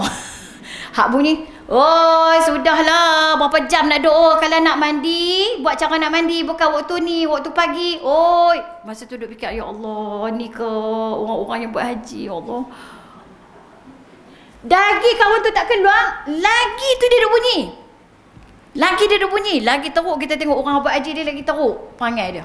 Lagi tak keluar kan, dia duk panggil, dia duk kata, oh sudahlah, nak duduk macam ni sampai ke malam ke? Kami tak nak tunggu ni. Oh Allah, sia-sia tak? Bila tengok balik istighfar lah banyak-banyak kan. Allah uji kita dengan orang yang ramai. Siapa yang tak pernah bagi lagi, siap-siap lah mental dan fizikal. Paling teruk sekali mental lah. Paling teruk sekali mental. Sebab orang duduk dalam tu ada yang jenis lambat. Bila lambat tu dia mandi. Ada yang setengah tu dia kata, saya senang je adik oi. Kak masuk dalam, kak juruh terus tak payah buka baju. Pasal teriak dia pun duk panggil, dia juruh daripada atas sampai bawah. Saya pun terkebir-kebir. Kak tak buka baju ke? Buka baju daripada hingang. Lambat. Lah saya juruh daripada atas basah sampai bawah. Keluar terus. Kering dia kata dia duduk. Pasal panas. Saya kata ada juga. Sebab dia tak suka orang tunggu dia. Dia kata kau tak boleh kalau orang duk tunggu-tunggu tu, dia apa pun tak boleh nak buat. Lepas tu tak salib. Selalunya orang tua dia masuk, dia sangkut dulu tudung. Dia sangkut baju dalam dia. Dia sangkut jubah dia. Dia sangkut seluk panjang dia. Hak duk leluak ni macam ni. Bila lah orang tua ni nak keluar. Lepas tu dia mandi, kawan orang tua. Tapi makcik ni orang tua. Jurus. Hak di belakang ni bukan 2-3 orang nah. Sampai belakang sana. Belakang sini semua roll ni. Tak bising ke. Lepas tu yang seorang tu punya mengenak lah kan. Dia balik, dia kemah dia tulis ni. Mandi sahaja.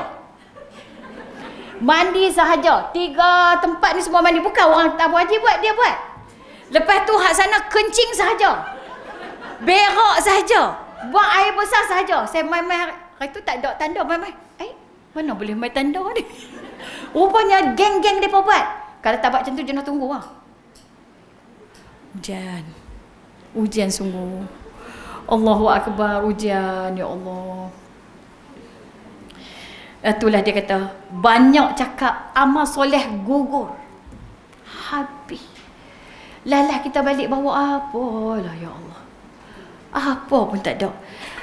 Okey, terus dia kata, dan sampai kepada kami, iaitu Imam Al-Ghazali, akan satu cerita daripada Hasan Al-Basri bahawa dia dikatakan diberitahu oleh orang tentang mengumpat dia. Saya cerita tadi dah, yang dia bagi apa?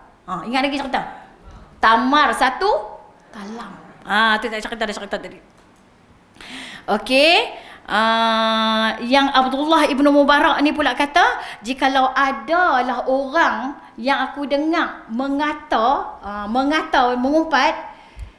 kalau aku ni nak mengumpat orang, dia kata, kalau aku nak mengumpat orang, nescaya aku pilih ibuku. Siapa boleh jawab kat Ustazah? Pasal apa dia kata dia kalau dia nak mengumpat, orang yang paling layak dia nak mengumpat adalah ibuku? Sebab dia kata hanya ibukulah orang yang paling layak dapat amal solehku. Kalau dia nak mengumpat lah, dia kata. Kita seronok mengumpat orang, bagi amal soleh ke orang.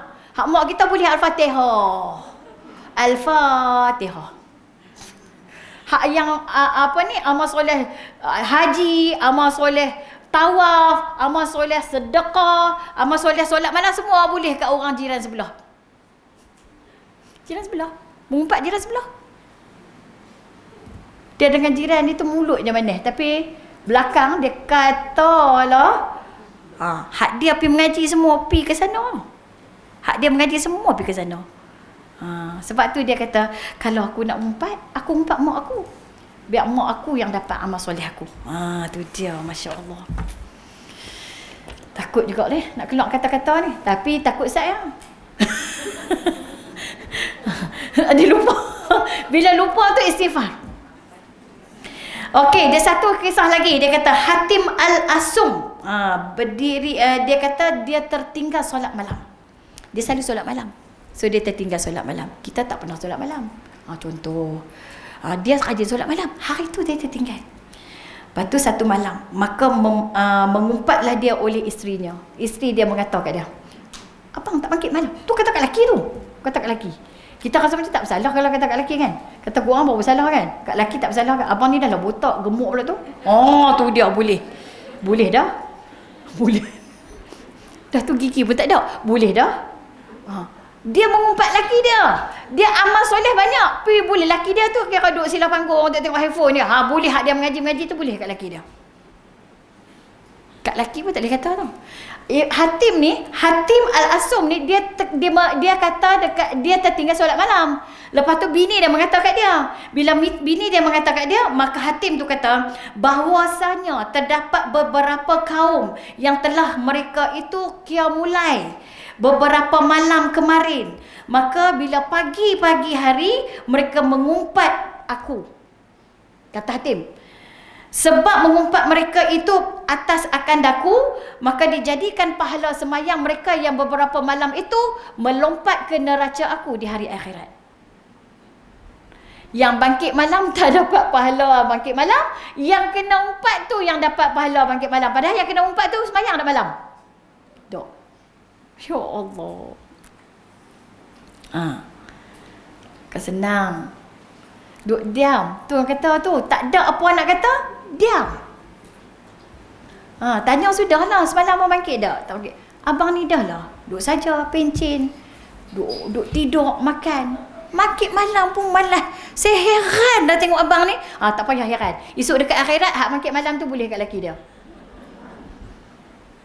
Hang boleh buat heran kat aku. No? Tak apa hang nak kata, hang kata lah laki dia kata. Okey, nombor 4. Pasal apa ni Imam Ghazali kata kena jaga lisan? Kerana jaga lisan ni supaya sejahtera dan kebinasaan. Kerana lisan ni dia boleh sejahtera dan dia boleh binasa dunia. Lisan ni dia boleh sejahtera dan dia boleh binasa dunia. Janganlah kamu berkata-kata dengan lidahmu akan barang yang menjadi sebab mematahkan dengan gigi kamu. Maknanya boleh binasakan badan kamu. Lisan ni dia boleh binasa, dia boleh sejahtera badan kita. Jangan kemudian sebabnya lisan ni menjadi penyebab kepada bala. Dia penyebab kepada bala.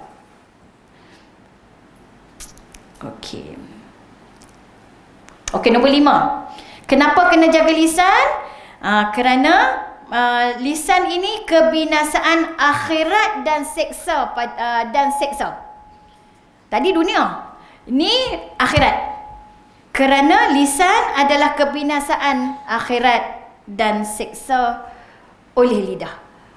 Sama ada kebinasaan akhirat atau kesenangan akhirat lah, tapi kita kena jaga lidah sebab kita takut kebinasaan akhirat. Dia kena Imam Ghazali kata apa? Menyebut tentang faedah, iaitu satu perkara yang penting, iaitu apabila kita berkata-kata seseorang itu, ada kalanya perkataan dia itu jatuh kepada haram, ada kala perkataannya jatuh kepada perkara mubah, iaitu harus. Benda yang ditegah ni, lidah dia boleh jatuh pada benda yang haram. Kalau dia mengumpat haram, kalau dia fitnah haram, kalau dia mengadu domba haram. Tapi kalau selain pada haram tu, kalau sia-sia tu jatuh kepada mubah, iaitu harus. Berkata kepada haram itu ditegah, maka janji Allah siksa lah. Memang siksa lah. Yang dia mengumpat, yang dia apa semua, dia menghina, dia bekerja, itu memang kena siksa lah. Tetapi kalau dia kata benda yang mubah tu, yang harus tu, itu pun satu perkara juga, satu hal juga. Apabila ada 4 benda lagi lah, kenapa tak boleh berkata benda yang sia-sia yang harus tu. Kita bagi 4 tu. Kita tengok dulu yang nombor 5, iaitu yang dikatakan sebagai siksa, dapat kesisaan tu. Kata Rasulullah SAW pada malam Isra' Mi'raj kan, masa ketika Nabi di Mi'raj, pada malam Isra' tu Nabi tengok ada beberapa kaum yang mana mereka itu memakan bangkai. Jadi Nabi nampak mereka makan bangkai. Nabi tanya kepada Jibril, pasal apa mereka makan bangkai? Jibril kata sebab masa hidup di dunia dulu dia suka mengumpat, makan bangkai. Nabi lalu dekat satu bangkai kambing. Tanduk patah, tangan patah, kaki patah, mata buta. Bangkai kambing. Nabi tanya pada para sahabat, siapa yang nak kalau aku bagi benda ni, aku jual benda ni, aku jual kambing ni. Bangkai kambing, tanduk patah, kaki patah, tangan patah, mata buta. Siapa nak? Dia kata tak mau. Tak mau, dia kata. Tak mau, siapa tak mau beli kambing macam ni, bangkai ni.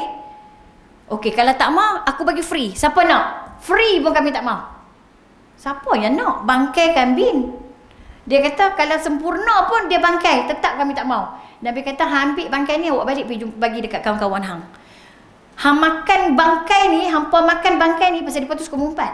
Hampa makan bangkai ni di dunia lebih baik daripada hampa makan bangkai di akhirat.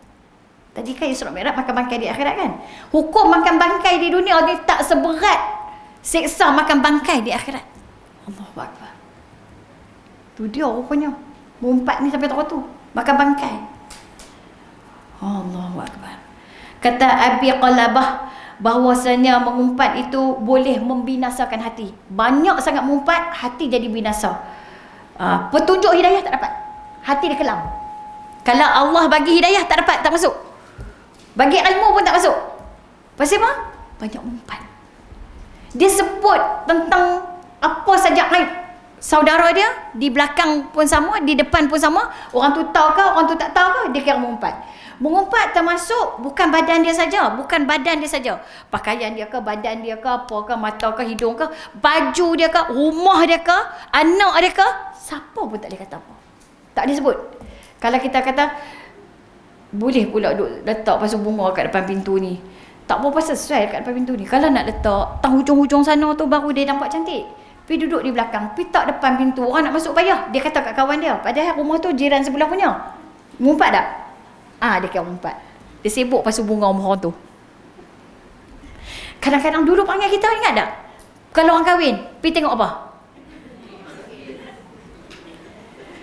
Pengantin pun sama, pelamin pun sama, bilik pun sama. Lepas pada keluar tu nak kata apa?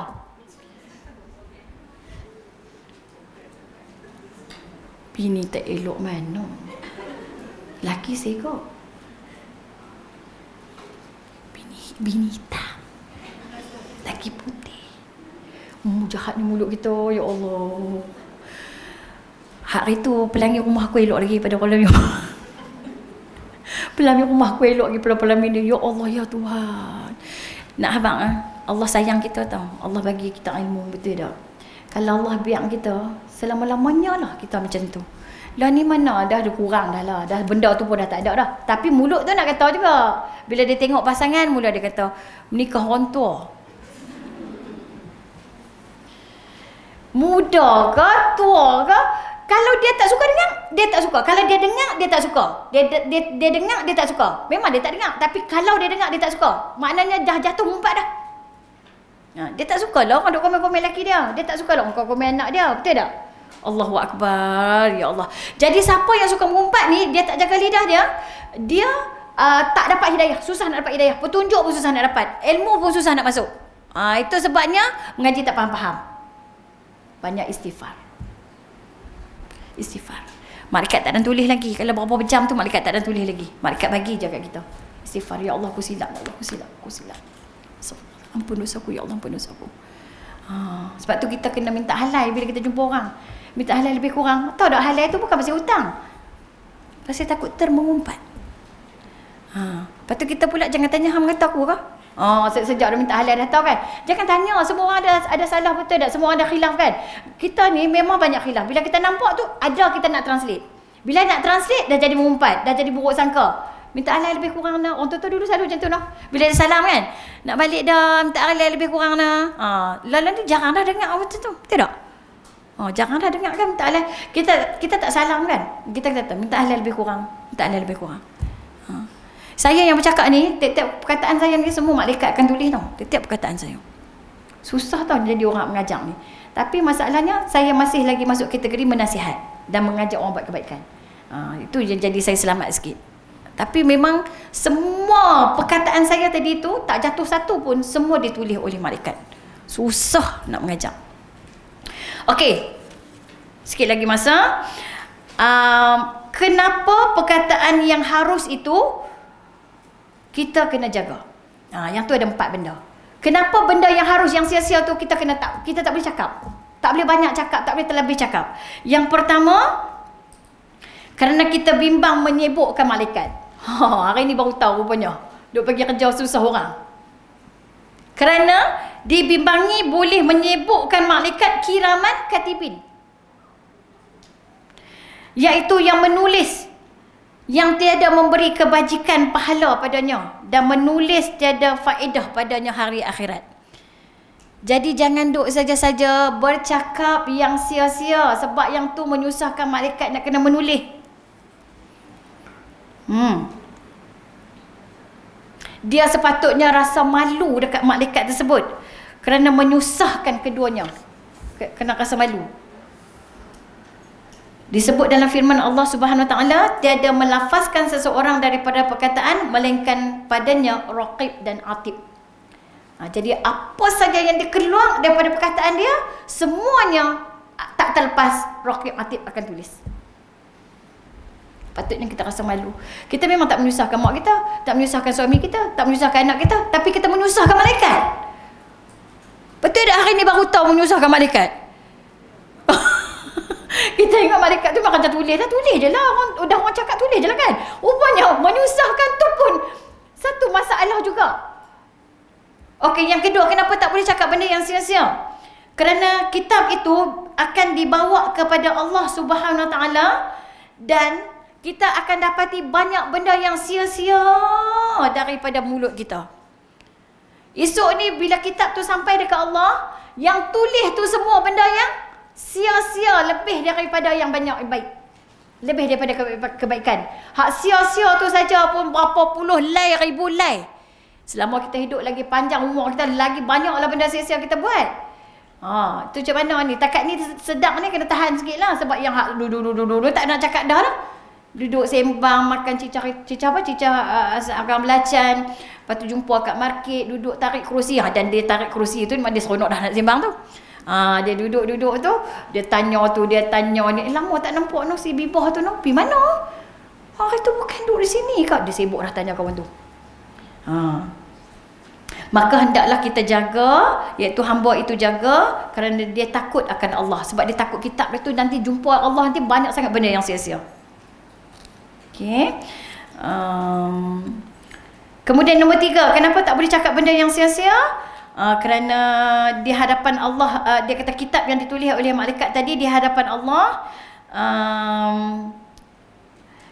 kita sebab dia kata di hadapan Allah nanti urusan kita tu lama.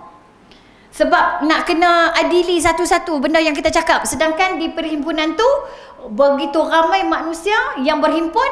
Ada yang dahaga, ada yang tak makan, ada yang telanjang, ada yang penat. Hak kita saja pun berapa tahun, berapa ribu tahun nak cerita. Macam mana hak orang lain punya hak belakang-belakang lagi. Menyusahkan orang di pada masyarakat. Tu dia.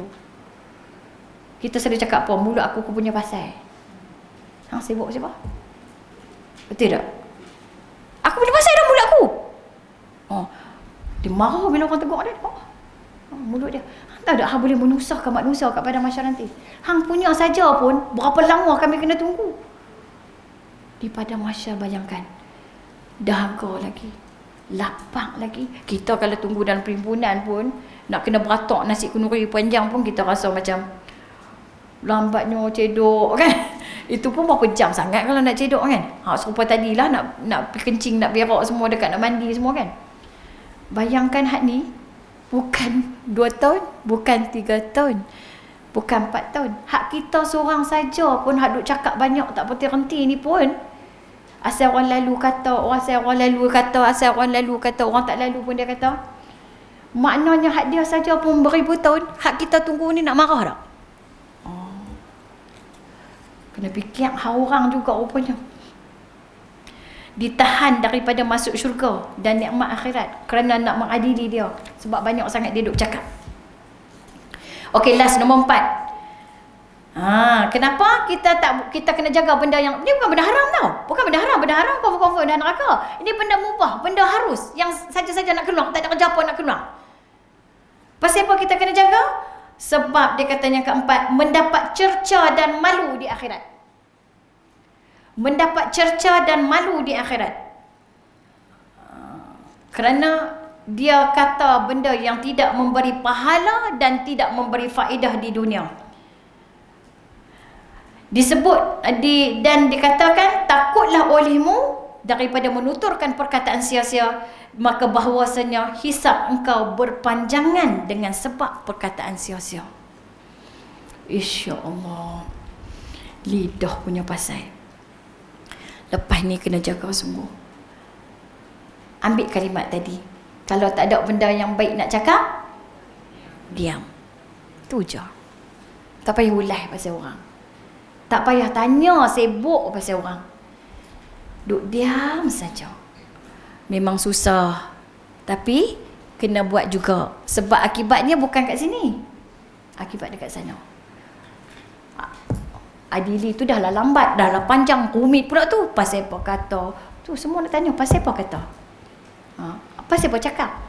Boleh cakap ke? Allah bagi lidah kita bukan untuk bercakap yang tu. Wallahu alam. Ya. Apa yang boleh ingat tadi yang Ustazah ajak sebelum kita balik? Apa poin? Angkat tangan lah Ustazah nak dengar juga sikit. Apa poin tadi yang boleh kita buat lepas kita balik sekejap lagi? Takut sekejap lagi memang lupa kan? Apa yang kita boleh ambil daripada kuliah kita ni setelah 2 tahun lebih Ustazah pun tak keluar ceramah. Jadi Ustazah pun ditakdirkan berjodoh di surau Al-Ikhwan ni di Sungai Petani. Jadi apa sebelum Ustazah balik, apakah buah tangan yang kita boleh amalkan yang kita boleh selamat di akhirat, bukan dunia tau, akhirat. Apa yang kita boleh buat? Cuba angkat tangan. Dapat apa tadi? Ya Kak.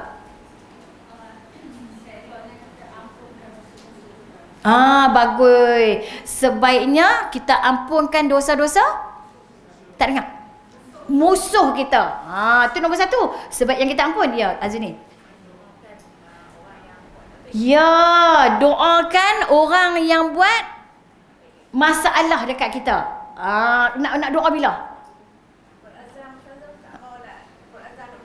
Nak berazam, nak ubah, nak jaga lisan. Okey, Muzahar. Diam lebih baik. Diam lebih baik. Bila kita nak doa kepada orang yang bermusuh dengan kita ni? Tengah malam, jaga tengah malam. Boleh buat tak? Kita mencabar diri kita, boleh buat tak? Walaupun susah, tapi itu latihan untuk bersihkan. Bila kita nak mati, Allah, malaikat akan jumpa kita. Ya ayyatuhan nafsul mutmainnah, irji'i ila rabbiki radiyatan mardiyah, fadkhuli fi ibadi wadkhuli jannati. Wahai jiwa-jiwa yang tenang, hati yang tenang, hati qalbun salim, hati yang salim, masukkanlah kamu ke dalam syurgaku. Dia layak dipersilakan masuk sebab dia bersihkan hati dia. Okey, selesai. Ada lagi tak nak bagi point? Ya.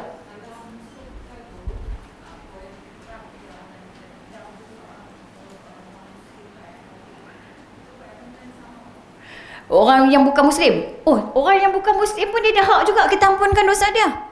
Kita maafkan dia, bukan ampun dosa dia. Maafkan dia. Sebab maafkan dia tu pun boleh bersihkan hati kita.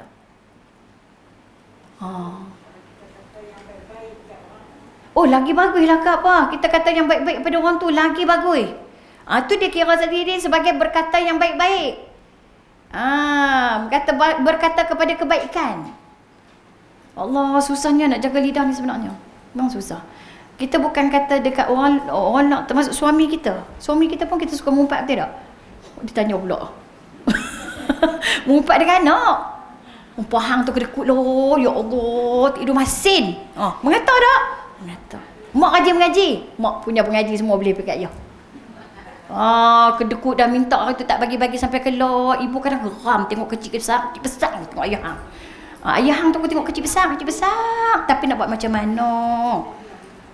Mak duduk dengan Pok Hang ni berapa puluh tahun dah aku gagah juga dah. Tapi mengata juga. Okey, setakat tu sajalah ya, insya-Allah.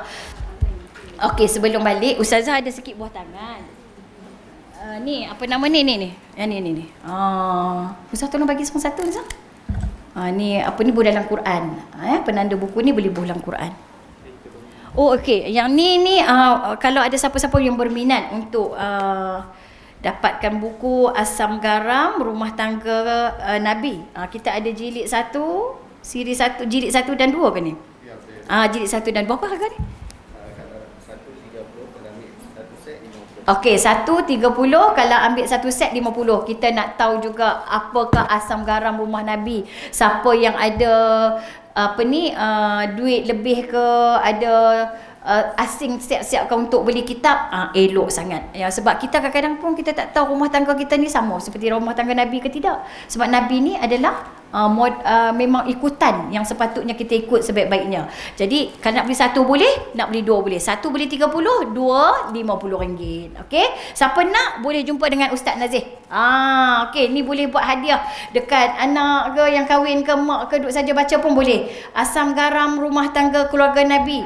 Patut juga kita kena kaji juga ya macam mana rumah tangga Nabi. Kadang-kadang kita mengaji kita dah kahwin berpuluh-puluh tahun tapi asam garam rumah tangga kita. Bukan rumah tangga Nabi. Pahala hilang, semua boleh pergi kat lelaki. Okey. Okey, setakat tu saja. Kalau siapa nak merasa kurma daripada Mekah, insya-Allah Ustazah pun bawa balik umrah sebenarnya. Ustazah dah doa dah ni tau. Ni doa syifa dan juga doa terang hati. Siapa nak mai? Anak murid Ustazah kata nak suruh Ustazah suap pun mai. Ustazah bagi. Tutup dulu majlis ya. Subhanakallahumma wa bihamdika asyhadu an la ilaha illa anta astaghfiruka wa atubu ilaik.